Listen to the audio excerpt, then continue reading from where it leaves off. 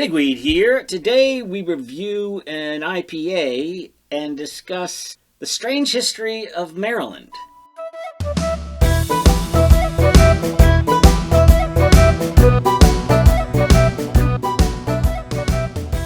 Good evening, gentlemen. Look, what do you know? Here. Look at that. That's a great idea. Fantastic. So how about some beer and conversation? Yes, let's do that. What are we drinking? Well, we're drinking this IPA. Okay. All right. India Pale Ale. That sounds good. Love it. Okay, so what's on your mind?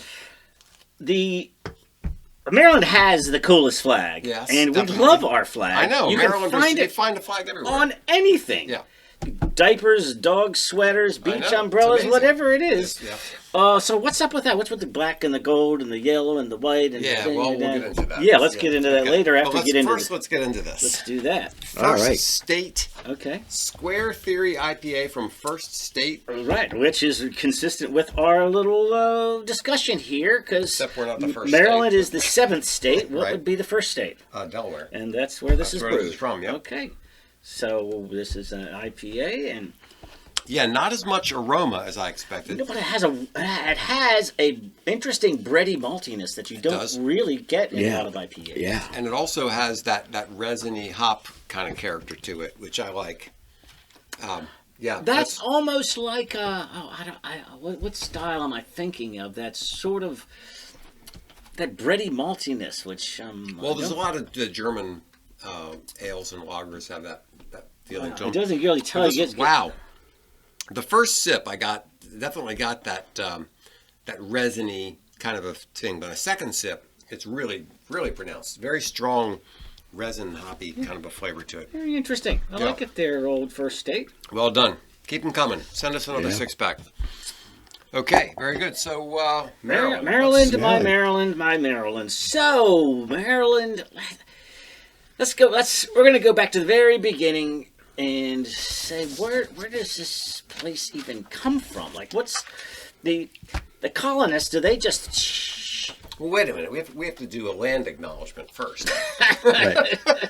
wait, and I tell you, the archaeological investigations are putting together such an amount of information that they see the Potomac River from, let's say, the mouth of the Chesapeake all the way up to Great Falls when you hit that, as being like this super highway, and on that were just village upon village upon village of Native Americans, of Indians. Now, when we went to Jug Bay, when we were fishing at Jug Bay, there were some native settlements right around there. That's on the Tucson, right? Yeah. I'm not surprised. Yeah. So when people just aren't coming over here willy-nilly, right? You don't have a guy going 3 trips to America, 50 pounds, right? And people there going, were okay, trappers. 50 pounds. You know, there were trappers and things that came to America, but after Columbus, there's this long break before anybody really comes over here. They say, all right, let's do like a full-blown. We're going to actually go and live there. I mean, right. There were trappers and fishermen and reason. And I said, all right, who are these earliest cats? Right. Yeah. Well, just to step back for a second, the Spanish were really the first explorers, and the Portuguese. Yeah. And they were looking for gold. Yes. And except for the missionaries, but yes. Right, but mostly they were looking for gold, and then so they were always looking for gold in different places, and the East Coast is not really well known, or they didn't find anything here. So that's one of the reasons why there wasn't very right. So, but did England say, all right, all right, Europe, everything north of Florida to Newfoundland, that's England's now, and so you just deal with it. And I guess everybody says, I guess that's okay, right? Or were they like, what are we gonna do? Fight about it? Well, there wasn't fights about it, right? The Spanish Armada. I mean, really, a lot of those fights were about who gets to settle settle the territory, and who gets to lay claim to all these places. And so I guess England came out on top, and they said. So we had Jamestown, 1620. Only for a small portion. I mean, you think of how big the United States is today, how big North America is. the amount of land that England laid claim to early on was a relatively small piece of it. But there's, going back to the 16th century or the 1500s, you had the French try to come into 1562 to lay claim in North Carolina. That failed. South Carolina, it failed in 1566. Spanish colony failed on the Chesapeake Bay in 1570. Don't forget the Dutch were laid claim to New Amsterdam in 1624, right? And then England just takes it over in 1664. It says, they took over by force, basically. And called it New York. And changed it to New York. Yeah. So there were some attempts. There were some attempts to try to settle over here. So then what's the difference between a charter and a colony? Well, the charter is the legal document from the king that gives you permission to create the colony. And most of the colonies were created through sort of corporations. So corporations were set up to get investors to say, hey, give me $50 and I'm going to invest in a colony in this place called Virginia, and you're going to reap the benefits in 5 years. That kind of thing. So, all right, that makes sense. Well, but it didn't make sense. I mean, look at all these failed colonies. If you were an investor in 1610 and somebody said, hey, I got this great idea. I'm going to invest in this colony on the eastern shore of the new land over there. Would you do it after all these failures? After all these people try to come over here and start a colony and it doesn't work out. Well, the richer you are, the greater the risk you're willing to take. Yeah, I guess. You got the money for it. And then you got all those stories of the Spanish colonies coming back with just, boats loads full of gold. Right. And a way to really just create, to devalue money at that time. Right. All right. And So create and then in Maryland, inflation. or on the East Coast, they're like, there's not a lot of gold. Not finding a lot of gold. No. So interesting that you had the Plymouth Colony Company, and then you had the Virginia Company, and the king really sort of did create that map. And then he said, by the way, you can't have a colony 100 miles. All your colonies have to be 100 miles apart. So the Virginia colonies would have to always be 100 miles apart from the Plymouth colony. So that's why you have those two different. All right, so now we have something slightly different when you get to Maryland, the first proprietary colony in North America. And what does that mean? The Calvert family. It was set up as a feudal colony, meaning that the king gave the land to the Calverts. Right, which is different than the other, like what you're saying, business ventures. Right. This is actually the Calvert family, which I guess is the Penn family, the equivalent in what is now Pennsylvania. Yeah, I think so. Yeah, but of different religions. So they're this is James the First. Is James the First? James Catholic? the First, no. James the First is the guy who had the King James Bible. The King James Bible, yeah. He also wrote a good witchcraft book, I understand. Yeah. No, James the First was not Catholic, but Lord Baltimore. George Calvert was Catholic. Yes, right? was Catholic, and this was set up as kind of a Catholic.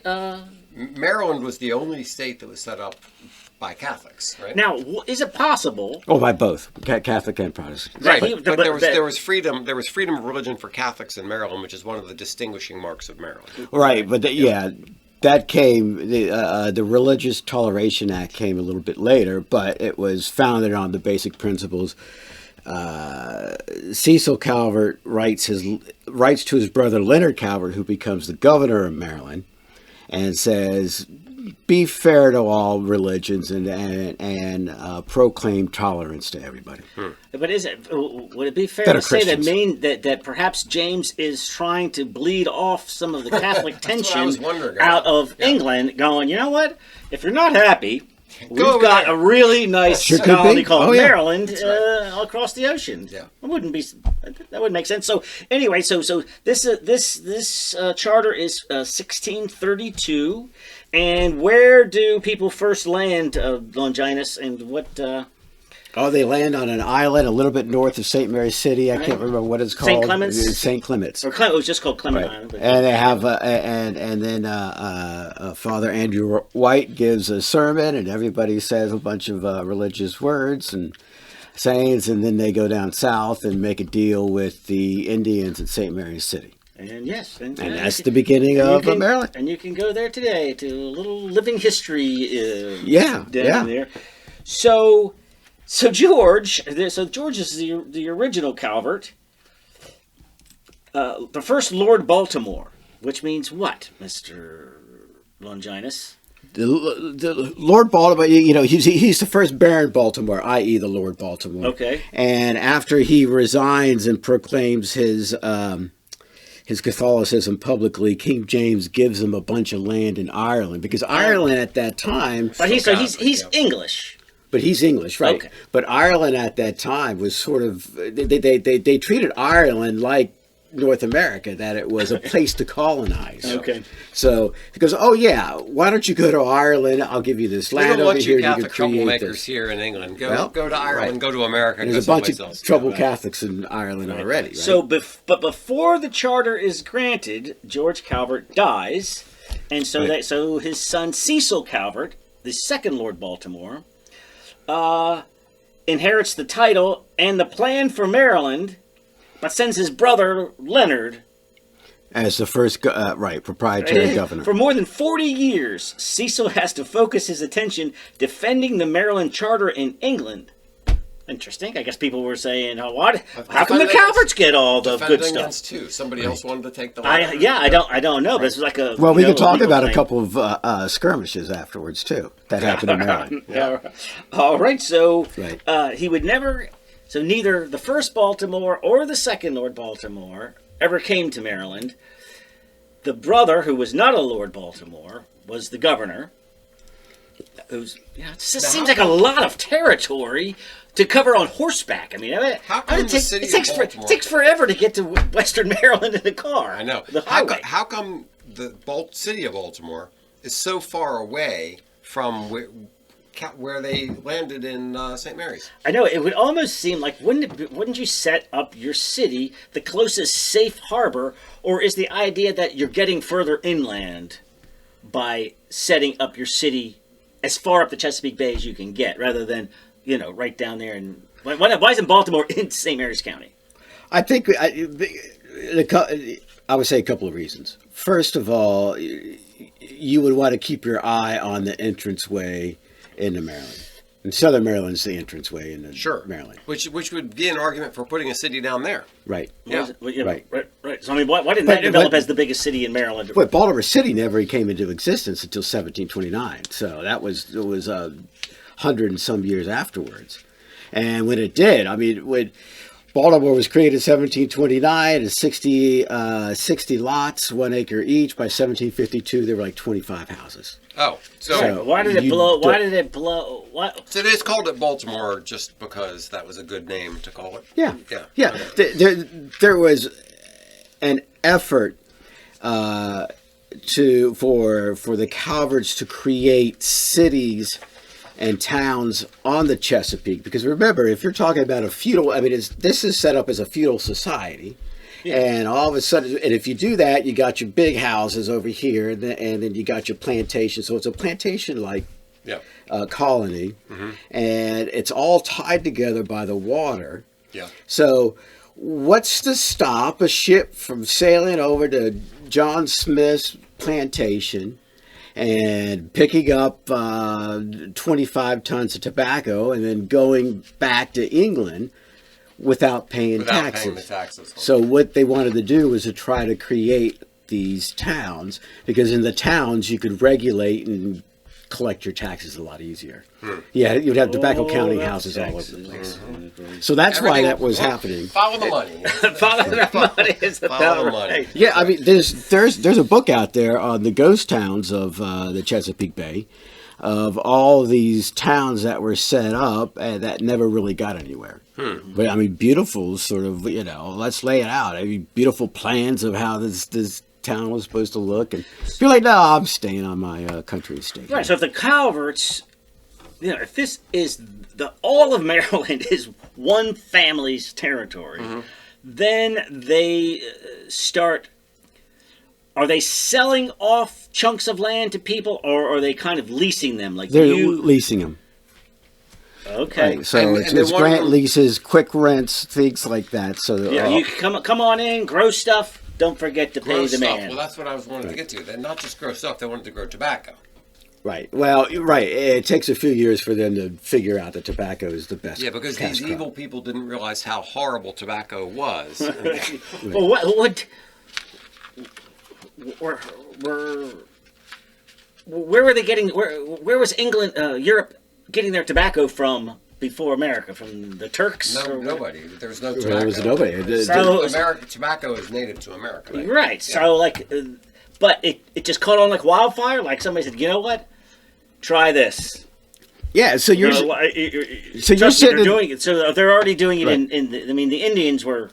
The Aztecs or whoever was already they're always smoking, right? And they're like, check this out. So, like, you're sitting at a pub in London, and I come wandering and go, "Hey, man, a ship just came in with this new stuff called tobacco." And here you got a pipe, and you got a pipe, like, right? What in the hell is that guy doing? What are you doing? Yeah, I want to do that. I'm in on that, right? And then it becomes fashionable or something, right? And addictive. So. And addictive. Thank you. It's so funny. They say, yeah. And then they're like, well, I know just the place. Isn't it funny though that Maryland and Virginia. That nowadays you think of Turkish tobacco, like for pipe tobacco. Turkish tobacco is a big thing. Yes. But no, tobacco was native to. So that was one of the things that people don't understand about the whole revolution when Columbus came over. Columbian Exchange. All the plants that got moved all over from Africa to America and from America to, all these things like the potato you think of as being an Irish totally thing. An Irish thing. Not an Irish thing at all. No. Yeah, so all these plants got just moved around from place to place. But, Maryland, how important was tobacco to the economy of Maryland early on? Oh, I mean, by the time you get to the 1660s, it's the thing that stabilizes the economy and it starts to allow the colony to grow in population. Mm-hmm. And you start to get that. It's also the thing that really incentivizes the act of slavery. Mm. So slavery and tobacco are totally tied together, right? Right. As an economic way, because it's so labor intensive, that was the way that they could do it. There was also this thing called indentured service, right? So if I wanted to get to America and I had no money, the guy would say, all right, I got this guy that will pay your way, but you're going to have to sign a document that says that you will work on his farm for 7 years. Yeah. Here I got a little fact here. So the Ark and the Dove, right? There are replicas down in St. Mary's County of those two. So May 1634, the Ark and the Dove carrying 140 Maryland colonists, right?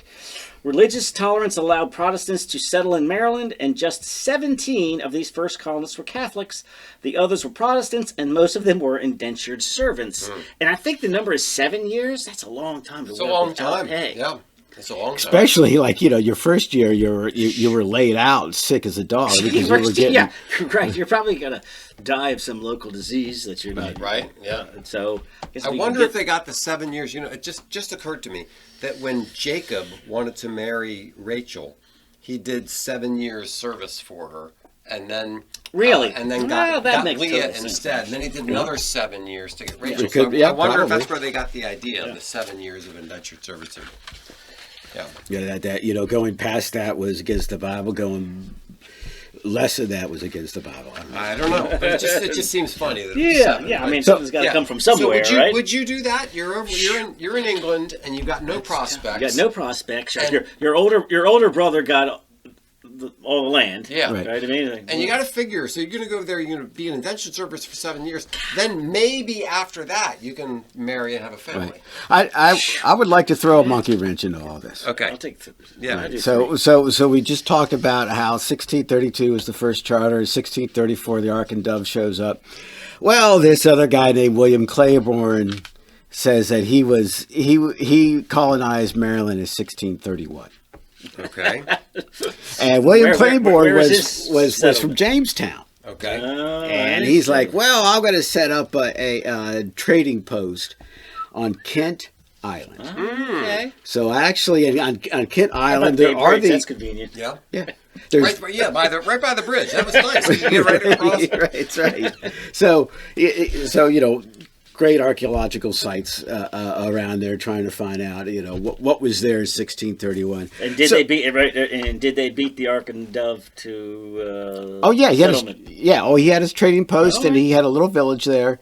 And when the Calverts showed up, he was mad. He was angry as a mad. He was mad as a hatter. And they didn't even name the Claiborne town. Right. He was so mad that the Calverts decided to send armed forces up there. Yeah. And they get into a battle. Wow. Yeah, and they decide to fight, and William Claiborne loses. Yeah. So that's like in history is written by the winners. Yeah. the 16. Yeah, it's like the late 1630s.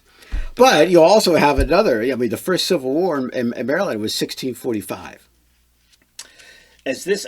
What was that war about? About the Pennsylvania line? No. This was, well, a couple of things. This was again a guy named Ingle. He's from Jamestown. He's a Virginian. He's still, I mean, Virginia's mad at Maryland for being there because they saw Maryland as their territory. Right, because when you look at the early maps and they show that Virginia, it's really big. It's Maryland. Yeah, right. Maryland's part of it. Yeah. Right. Because we think of the Chesapeake as ours, but when you look at the map, you realize how much of Virginia is on the Chesapeake. Right. They probably think. I mean, we think of it as our bay.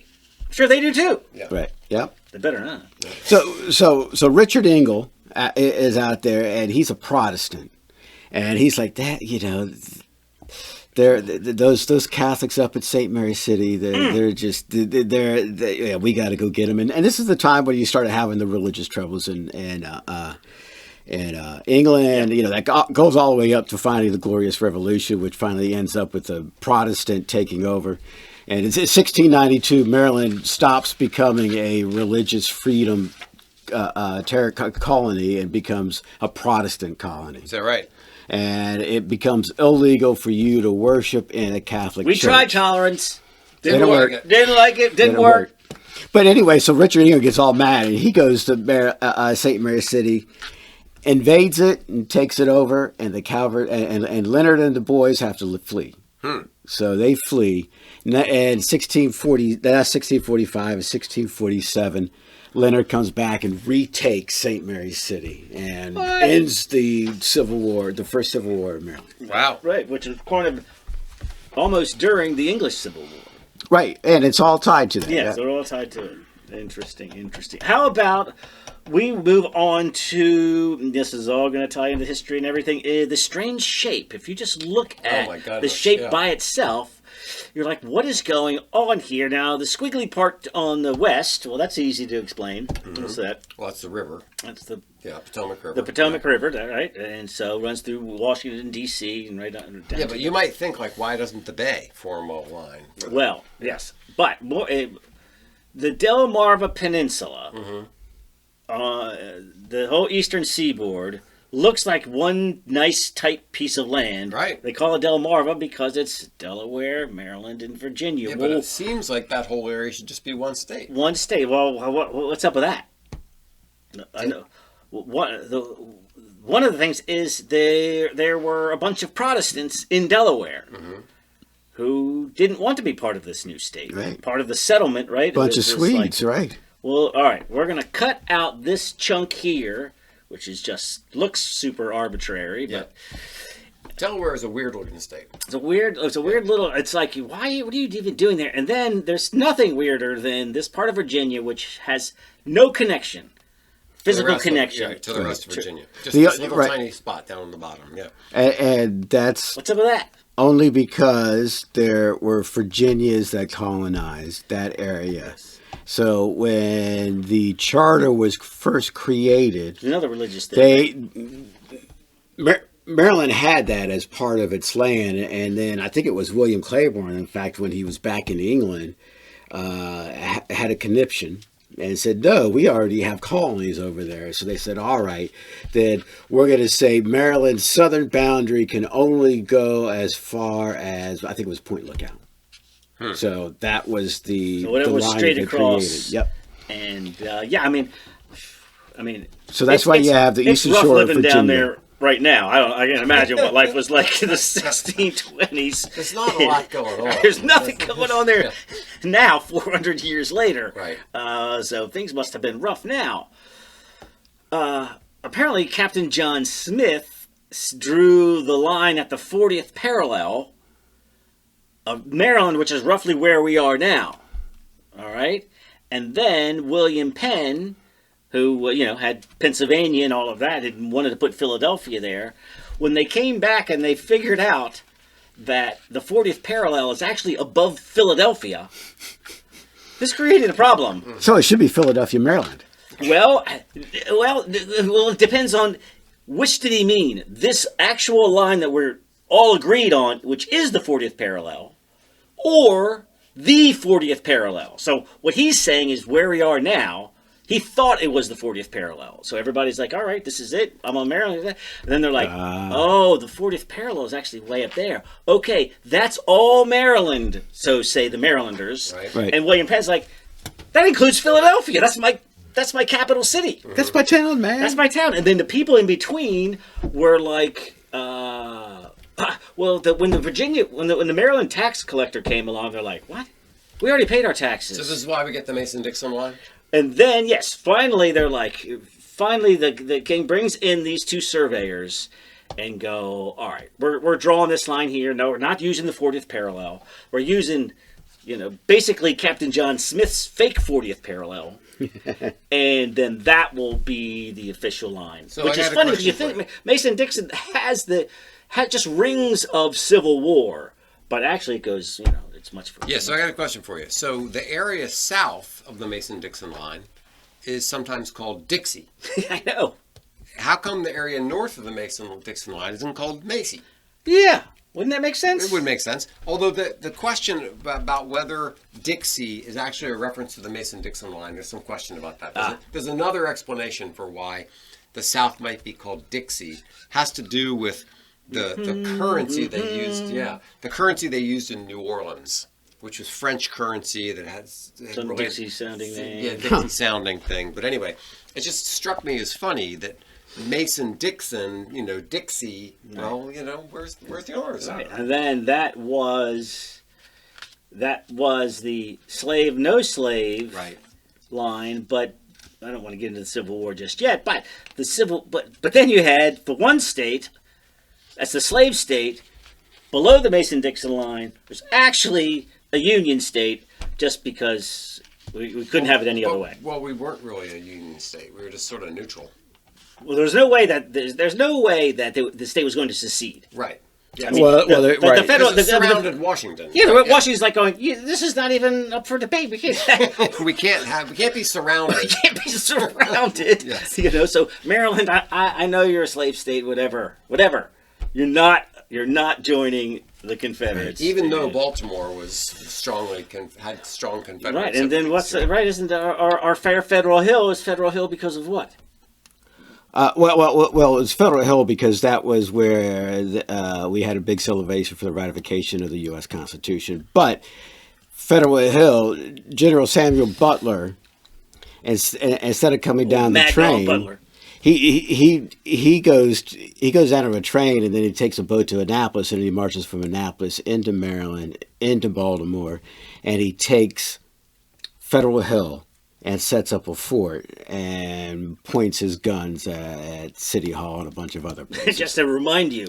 Right. Don't forget. Don't think you are, whatever your sympathies are, just so you know. Right. One of the things that's, we are the state and city of contradictions. At the beginning of the Civil War, you had the Federalist recruiting office at this corner over here, and 2 blocks over was the Confederate recruiting office. Right. But at the end of the day, 3 out of 4 people who fought in the Civil War were Unionists. from Maryland. From Maryland. Hmm. If you And- go to and Gettysburg, Baltimore. every state has its own statue. Yeah. And the Maryland one is a Confederate soldier or a Union soldier helping A Confederate a soldier. Confederate soldier who might be a family member or something, right? yeah. And yes, it's a uniquely cool statue. Well, we've jumped way forward. Oh yeah. I How want did, to stay with the colonies. Yeah, so back to the colonies. Yeah. We have this situation where there's this tension between Protestants and Catholics, and we've got the whether the Virginia and Maryland have tensions and all. How did Maryland end up with the lines that it has right now? The boundary lines? Yeah. So Delaware, we talked about, there were some bunch of Protestants there. They wanted to carve that out. In Right. Virginia, we talked about, you said everything south of Point Lookout was going to be Virginia. Right. And then we've got the Potomac River going along one Right. point. Right. What defines the western boundary of Maryland? I don't know. Yes, right. And So I don't you know if follow that your- was even settled by when it was a Maryland colony. Yeah. Right. If you're correct, you follow the river out, and then it's just a straight line Yeah. that runs from Mason-Dixon down to the river. Yeah. And I don't know who decided. I think Mason and Dixon decided that, but I don't know if the king said that. Yeah. It's a funny looking outline. When I was a kid and I saw pictures of the Maryland, the outline of Maryland, Yeah. I always thought it was a weird representation of a bird. It kind of looks like that. Kind of looks like a shorebird, with the thin neck and the head. Right. Yeah. Yes, and up there by Hancock is the narrowest point of any state. It's 2 miles. Is it really? Yeah. Wow. Route 68, I guess, runs through there. So, let me talk about Pigweed's local history school curriculum. Okay. I tried this, I've discussed this earlier during the previous administration, and apparently Hogan was not listening to the show. Oh. But when I think about how poorly all of us know our own local history, I said it's because we don't have Pigweed's local history school curriculum. Okay. And it's going to look something like this. Well, we became a state on April 28th, 1788. So let's say the week of the 28th. You have 3 days of state instruction, right? The state of Maryland. It's during. Let's say it's the 9th or 10th grade. Okay, Maybe we could so even- they let off teaching them about condoms for 3 days, Yes. so they can teach them We're not about going to Maryland no state. pronouns Yeah. or environmentalism Okay. for a whole Just week. for 3 days. And one class. What is a class? 45 minutes. So you do 3 of the founding of Maryland. Then you do a local, which is say a regional, which is your county. Okay. Why is your county called what it is? Right. And what important there had to be some historical important things going on in your county. That's good for 45 minutes. Yeah. And then you do local. If your school is named after somebody, you can focus on that. If not, the nearest the town you're in or the street you're on. I mean, these things are named after something. I mean, how many people in Bladensburg don't know anything about Bladensburg Right. in Maryland? Right. So, A lot of so it's my suggestion that, well, when I talk to Turtlehead Wes Moore, now that's probably not going to get me an audience with him. Probably not. Okay, Yeah. can we edit? We'll We'll delete edit, that. we'll edit that part. out. So Yeah. I'm thinking of these namesakes, and why does everybody should know why they live in the town, why their town is called what it's called. Yeah. So let's do some Maryland counties. Who is Prince George? Where the county is the eastern, the portion of Maryland to the east of Washington D.C. Yeah, it's named after Prince George of Denmark. Okay. The husband of Princess Anne, All right. who later became Queen Anne of Great Britain. He did not become king. No. The county was officially established April 23, 1696, St. George's Day, and it was carved out of Calvert and Charles counties. Huh. So Prince George himself wasn't that particularly interesting or notable. in or British politics. even English. Yeah, Yes. contemporaries often described him as unremarkable, with King Charles II famously stating, "I've tried him drunk and I've tried him sober, and there's nothing in him." Nice. Now, there is a Prince George, Virginia, and a Prince William, but none of them have this possessive S on them. So they're named after that. Why is this the only county? It's actually Prince George is. Is it his county, or is it named after him, or is it actually his? I think we paid extra for the apostrophe. What's up with that? I don't know. Yeah, Prince George's. Like there's Anne Arundel, there's Queen Anne, but it's named after them. It's not like this is my county. Yeah. Huh? I don't know. Interesting question. Well, maybe that was the only thing interesting about him. Was, he was no good drunk, he was no good sober, but he did have an apostrophe. So, right. Longinus. How about Montgomery County? Mr. Montgomery must have been somebody. Well, if I remember correctly, Montgomery County wasn't created until after the Revolutionary War. Mm-hmm. And I think it was after Blair Montgomery.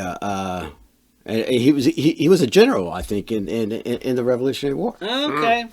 So he's right. So he's not a colonial dude. He is a post. What was and it it's not a before colonial colony, county. What was it Makes before sense. it was Montgomery County?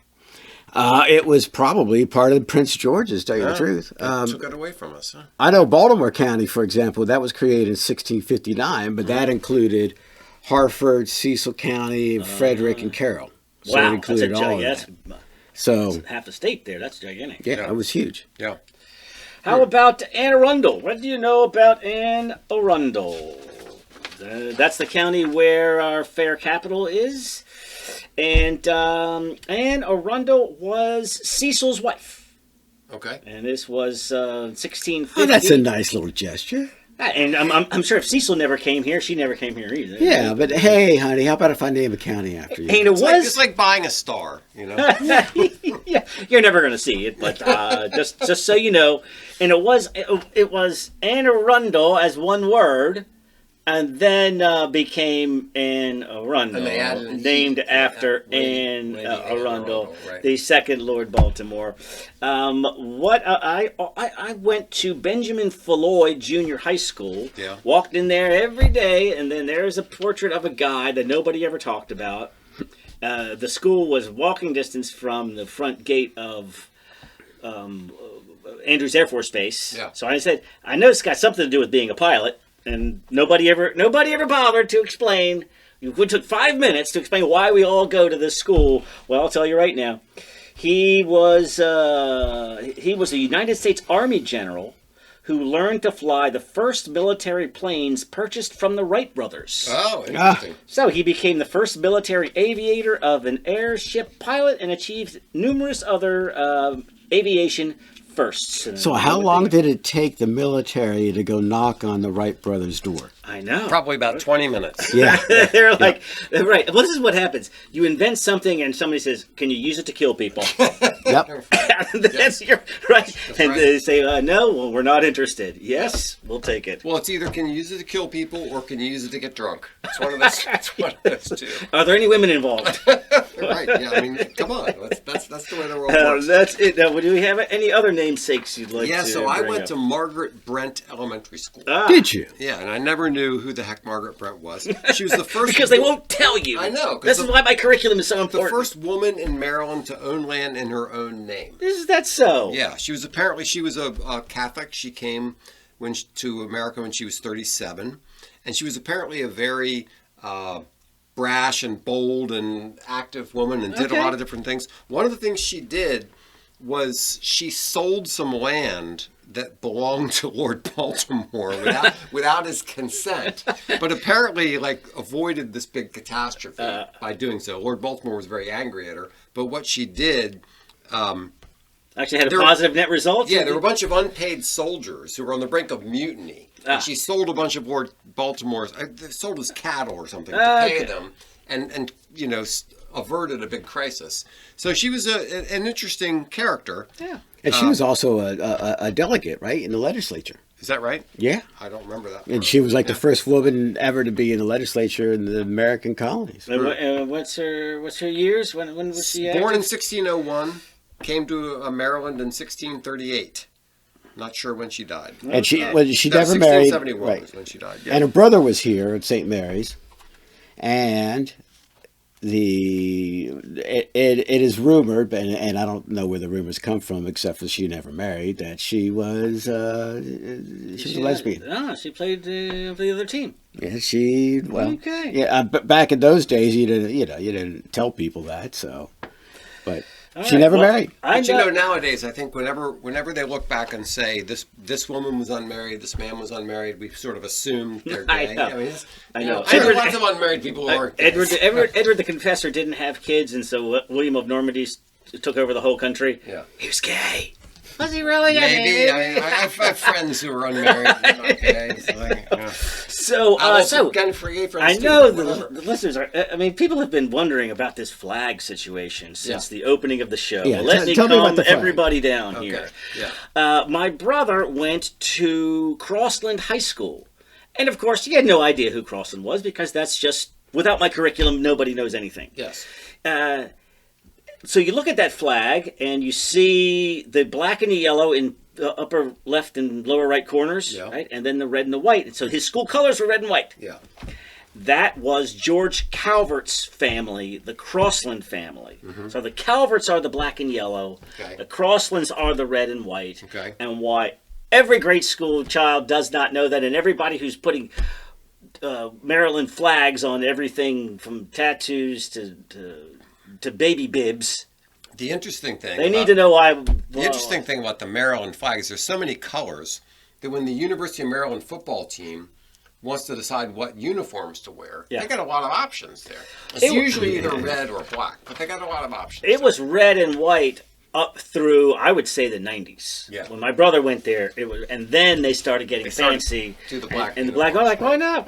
And I was kind of disappointed that the Ravens didn't go with flag colors instead of the purple, which Why do we go with the weird purple? I don't know. It's like, you got Minnesota. They're all Is purple in anything with Poe? I mean, does the Raven have any let's say, purple I would say, color? In terms of Maryland fun facts, the only sporting team named after a poem, I'm pretty sure. I think I'm safe. I think that's safe to say. Can you imagine anything else? Yes.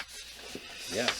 All right, so Maryland, interesting place. Hold on, wait a minute. What about the state dinosaur? State dinosaur. Wow. Nancy Pelosi. Oh, it's a beer.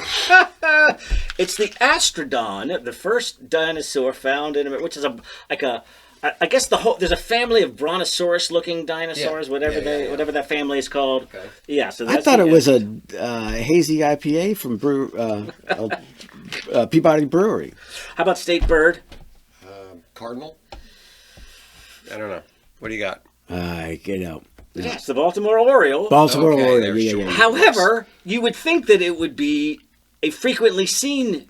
Has anybody seen I've never seen an Oriole in the wild. I have never seen one in the wild, and if you see one, you're probably seeing a red-winged blackbird, and you're just deceiving yourself. Why? Where are these elusive creatures? I got here's a fun one here. How about Longinus? I need you to look this up for me. All right. I like the Maryland state sport. Yeah. What do you got? Jousting. Yes. That's right. Yes. So, Mr. Longinus. Yes. Helen Peters, a spiritual medium, she coined the name Ouija, or Ouija. Oh. Yeah. So it says, it was the Egyptian luck board. A 7-Eleven convenience store in Baltimore displays a plaque where the boarding house once stood where Helen Peters first began using her Ouija board. That's at the corner of Charles and Mulberry. You know where it is. And William Fold. William Fold was the manufacturer who started to manufacture the Ouija board. Well, that is fantastic. And so we have so there's where it first started out, and then and then on Hartford Road, I pass it every day, is the warehouse, which is now a senior center retirement home apartments. Yeah.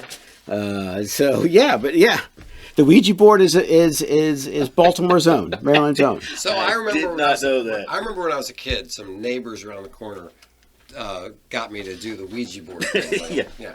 And it was very shortly after, like a week afterward, my mother who was raised Catholic, Yeah. was like, "Don't you ever do anything with the Ouija board." I was like, Summoning demonic spirits into "Yeah." the. I mean, at the time, I was like, Was "Yeah, an whatever." Exorcist, man. That was a scary movie. How much do you know about Matthew Alexander Henson? The Do it. northern the North black Pole guy? North Pole guy. Very good. Yes, we had an African American explorer who was one of the 6 people who went along with Robert Perry to the North Pole in 1909 Yeah, he from was- Maryland. Why do He we was know Robert about- why do we know Perry's about right hand him? man. Why don't we know about him? Yeah. And how come we only know about Robert? I just thought it always sounded like he went by himself. Yeah. He was part of a 6-man team, including a black dude from Baltimore. Okay. Yeah. Nothing wrong with that. Now, when you say jousting is the state sport, Yeah. how about this? What is Maryland's the state exercise? State exercise. Yes. Spending money. Spending taxpayer money. Well, we didn't want to go. No, we didn't want to go too hard, so we just went with walking. Walking. Okay. We didn't want to go too Yeah, hard. yeah, right. We don't go. We didn't want to do like high jump or Right. you know what Or I mean. jiu-jitsu or something, Yeah, something no. difficult. Yeah. It's just Just What's Texas exercise? It's just well, Probably shooting. Duels? yeah, right, or maybe Dueling? calf roping or something like that. Let me see if I've got anything more spicy. How about this controversial state song, which sung to O Maryland, My Tannenbaum, Maryland. right? Yeah, Maryland, my Maryland. In the song, President Abraham Lincoln is referred to as a tyrant, and the Union troops as Northern scum. And it is many attempts have been to replace it, but as of now, the song remains and is still being sung by Maryland school children. Wow. That's surprising to me that anybody actually sings that song. Because I don't remember ever singing this song. Well, you know the Star references- Spangled Banner. You know they dropped the one quatrain. That was the one that was making. Unpleasant one. Well, it's the one that was making fun of the black people from the War of 1812 who went to fight for the British. They're like, all you black people who went to fight for the British, look where you are now, ha ha ha ha, or I something. see. Wow. Yeah, which wasn't a bad move on their part. They're like, look, But that was dropped fight decades on ago. our part, and we'll set you free when it's all done. I mean, that's Right. that's a good strategy. British had already not at 1776. Now one of Baltimore's famous, lawyers, black lawyer. He was the 134th black lawyer in Baltimore. His great grandfather came from St. Mary's, and in the War of 1812, he was one of those guys that went with the British, fought with the British, finally went up to Halifax, Nova Scotia, lived there, and then finally went to fight in the Crimean War. Oh, jeez. Wow. And finally died. Cool. Right. So he was like, "I'm out of here. Yeah. I'm out of here." But it was fascinating. I was talking to this gentleman, and he spent 2 or 3 years in St. Mary's back in the early 40s, early 50s. And just telling me stories of what it was like. It's like, whoa. How fun is that? Really cool. Yeah. All right. Well, we'll do Maryland in the Civil War in 1812 with some at a later date. Yeah. So learn your local history. Yes. That's the bottom line. Well, Now- after I talked to now, Turtlehead, I learned Maryland geography and local history in 5th grade. okay. I spent like a whole month, and I remember Miss Houghton teaching us, and I remember I loved it. see.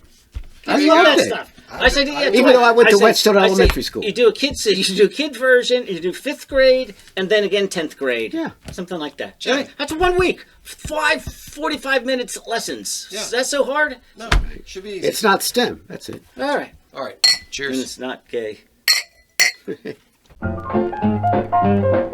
Thanks so much for listening to Beer and Conversation with Pigweed and Crowhill. Remember to visit us at pigweedandcrowhill.com or send us an email at pigweedshow@gmail.com.